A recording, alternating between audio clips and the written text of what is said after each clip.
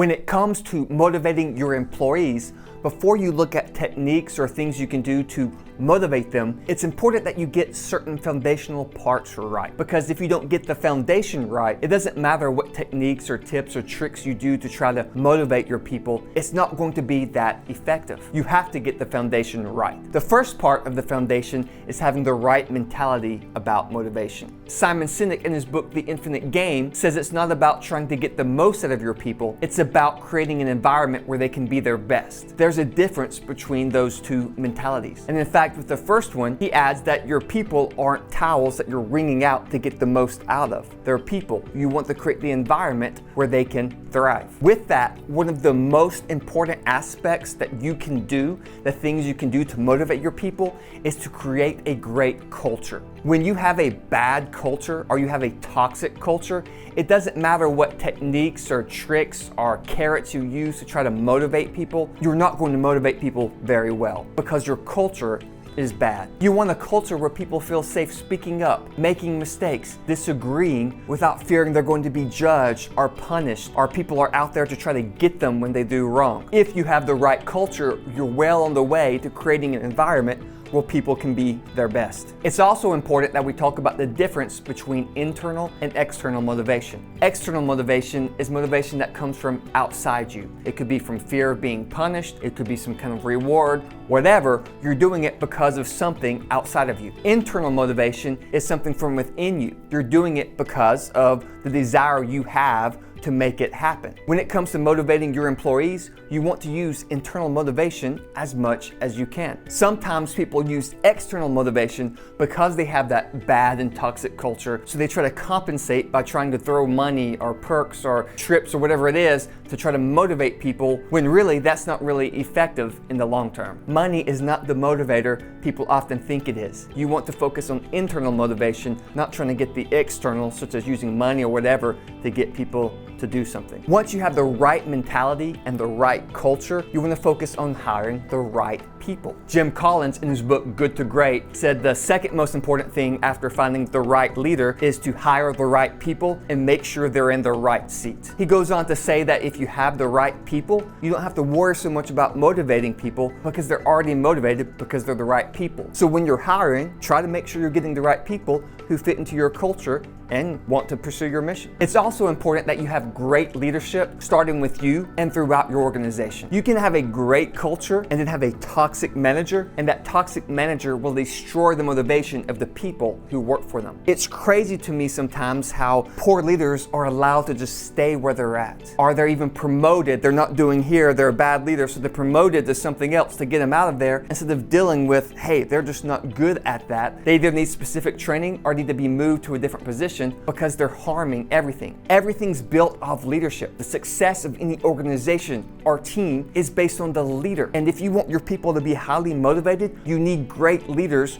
throughout your organization. If you don't, that's going to kill motivation no matter what technique you use. And it starts with you in whatever position you're in. So now that we have the foundations set, your mindset, the culture, hiring great people, having great leadership, how do you motivate people? Daniel Pink, in his book Drive, gives 3 main motivations that humans have. The first one is autonomy. People want autonomy in their work. And with autonomy comes trust. People want to be trusted by their leaders, by their team. They want to be trusted to be allowed to do their work the way they know how to do it and to do their best to get to the objective they have. When you micromanage, when you try to control and have that lack of trust of people, try to make all the decisions for them, that's demotivating and demoralizing. And people don't like that. They want to have some kind of control in their work. So what you want to do is set great expectations, offer the support, training, resources that people need, set the guidelines of everything they're supposed to operate in, and then release them to do the work the best they can to reach that outcome. Yes, be there to offer support. Yes, to be there to hold them accountable, to meet with them, to follow up,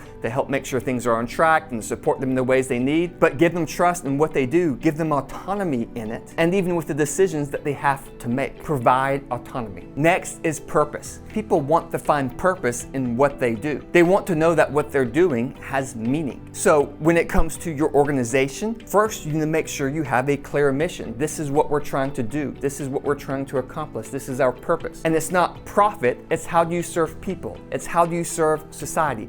How do you serve your customers? Then you want to help people see how their work reaches the mission or how it helps it accomplish the goal. You want to connect their work with the ultimate purpose that you're trying to do. You also want to show how it helps other people, whether it's the customer directly or how it helps other people or even you as a manager or a leader. You want to show that, hey, what you're doing is helpful and impactful and it helps me do my job and it helps them do their job. It helps the customer this way, whatever it may be. Some companies even bring customers in to show the employees the impact that their work has. But you can also think of purpose when it comes to individual purpose as well, in the sense that different people have different goals that they're pursuing, whether career or otherwise. And if you can show how the work they do connects with the goals that they have, then they're going to be even more motivated because of that. Third is mastery, to provide growth opportunities for your people. People want mastery. They want to get better. They want to grow, so try to help them do that. It makes sense in many ways. First, it's motivating, but also when your people grow, then they do their jobs better, which makes them more productive, which gets more results for your team and organization. There's different ways you can do that. You can provide different trainings in the things related to their jobs or future jobs they may have within the company or so on. You can provide training on leadership, time management, public speaking, computer programming, whatever it is. Provide them opportunities to grow in those areas. But it can also be in the work that they do. Provide challenging work. If something's super easy and boring and they have to do it all the time, that's demotivating. But if you have work that challenges them and keeps moving them forward, then that can be motivating. Find ways to help your people continually grow, and that can help motivate your people. People also want to be connected with other people. When you have high functioning teams where people can be open and don't fear judgment and so on from other people, that they can come together, share ideas and disagree, but in the end everyone comes together for the main purpose, then you have a good team and you have people where they're starting to feel connected with one another. And it may not just be with a specific team, but just people in general. People like to be connected, and when they feel connected, that can also help motivate them. It's also important to provide clear expectations for your employees. It can be very frustrating when you're not sure exactly what you're supposed to be doing. Like, is this the right thing? Or is this the right thing? Or does it change from this day to this day? It can be very frustrating and demoralizing when that happens. So for your employees, for your team, you want to make sure that they know exactly what's expected of them, what's expected from their job, what's expected of them when it comes to the company and the culture and so on, what's expected, and then hold them to those expectations. People want to know, and it's assuring to know what's expected and what's not. With that, you also want to provide great feedback. Now, just giving feedback won't necessarily motivate people to a huge amount, but people want to know where they stand. Here are the expectations. Hey, you're doing really good here. Hey, you can improve here. This is where you can grow. And with the right culture, people are much more likely to accept that feedback. People need clear expectations and they need feedback on how they are doing. It may not be a great motivator by itself, but without it, it can hurt motivation. You also want to provide great communication. Sometimes leaders, people, they withhold information because of a lack of trust or power or whatever it may be, but that just builds distrust back towards you, and that hurts motivation and morale and influence and loyalty. You want to be as transparent with your information as you can be. And it just makes logical sense in the sense that if you're providing autonomy, if you're wanting to make good decisions, if you're wanting to do their best work, wouldn't you want them to have all the information they can to make the best decisions and to do the best work? Be a great communicator about what's important and the information that's going on. One of the big things you can do to help motivate people is to show appreciation. Appreciation is huge, but it's lacking in so many organizations. People go day to day and week to week and maybe even months without anybody acknowledging the work they're doing. People want to be acknowledged for what they're doing and appreciated for it. In fact, in one survey, I believe it was about 80% of employees said they would work harder if their manager showed more appreciation. In fact, many people have quit their jobs because there is no appreciation. So if you want people to stay in their jobs and be motivated in their jobs, then show appreciation to them for what they do. Make it a consistent thing. Try to show something to everybody at least once a week. This lets people know that they're recognized and that they're appreciated for what they do. And it also reinforces the behaviors that you want. You also want to be a good listener as a leader. Leaders sometimes talk a lot and listen little. You want to do the opposite. Flip it around. Listen more than you speak. One of the biggest frustrations people have is that they don't feel heard and they feel their voice doesn't matter. Be someone who listens to feedback. Be someone who listens to ideas. Be humble and realize you probably don't know as much as you think you do. That you might be detached from reality, because often leaders are. And realize the people on the front lines, the people who are doing the work, often have the best ideas. So listen to them. Listen to their ideas. Implement what you can. When you do that, it encourages them because they know they're heard, but it also creates ownership, which helps motivation because